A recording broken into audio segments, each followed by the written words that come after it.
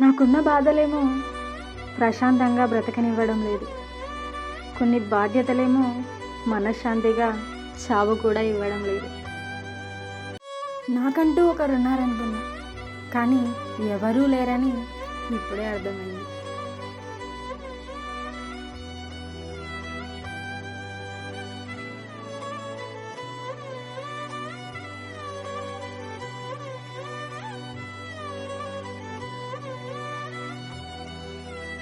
మన నవ్వులు వినిపించినంత గట్టిగా మన కన్నీళ్లు కనిపించవు ఎవరికి కూడా.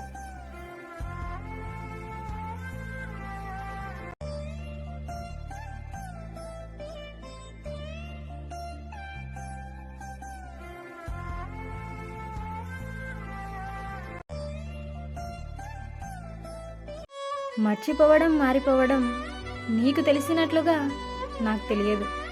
నువ్వు వదులుకున్నంత ఈజీగా నేను వదులుకోలేకున్నాను.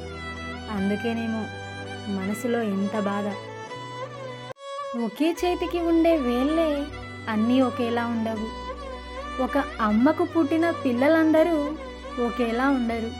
అలాంటిది నాలాగా నువ్వు నన్ను ప్రేమిస్తావు అనుకోవడం నా తప్పే కదా చెప్పు. నేను ఎప్పుడూ ఒంటరిని కాదు. ఎందుకో చెప్పనా?